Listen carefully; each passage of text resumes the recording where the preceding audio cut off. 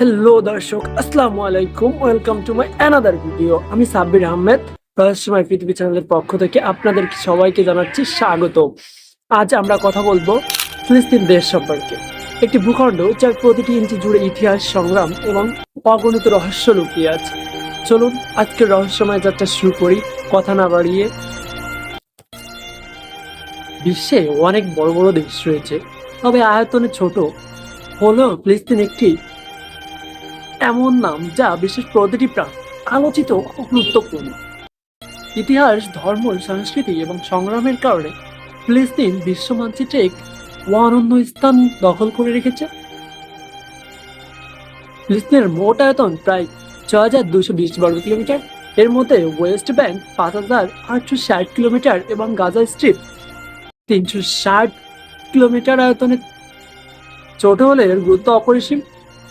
জনসংখ্যা মোট জনসংখ্যা প্রায় ৩৮ লাখ, ওয়েস্ট ব্যাংকে প্রায় ২৩ লাখ আর গাজা স্ট্রিপে প্রায় ১৪ লাখ মানুষ বসবাস করে।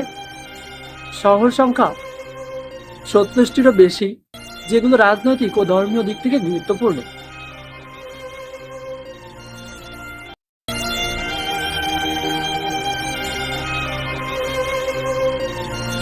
গ্রাম সংখ্যা ফিলিস্তিনে রয়েছে শত শত গ্রাম, যদিও নির্দিষ্ট সংখ্যা জানা যায়নি। সবচেয়ে বড় শহর গাজা সিটি, সেখানে জনসংখ্যা প্রায় ৭,৬৩,০০০। এটি শুধু বৃহত্তম শহর নয়, বরং আন্দোলন ও প্রতিরোধের প্রতীক।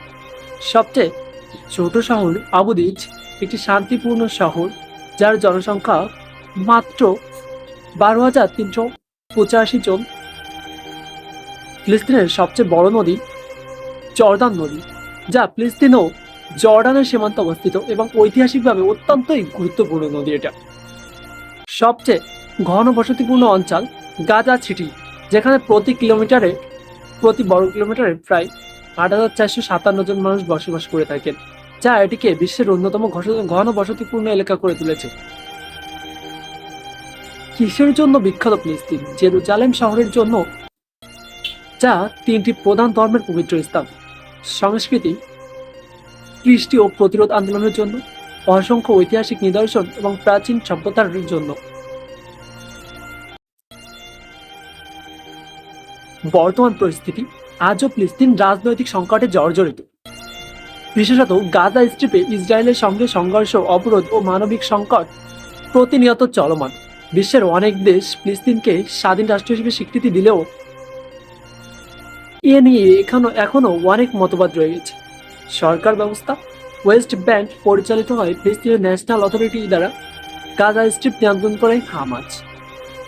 ফিলিস্তিনের সেনাবাহিনীর তথ্য, ফিলিস্তিনের পূর্ণাঙ্গ সেনাবাহিনী নেই, তবে রয়েছে নিরাপত্তা বাহিনী যারা সীমিত পরিসরে অভ্যন্তরীণ নিরাপত্তায় নিয়োজিত। তো বন্ধুরা, আজকের ভিডিওটা এই পর্যন্তই। আপনারা যারা শেষ পর্যন্ত দেখছেন তাদের সবাইকে অসংখ্য ধন্যবাদ।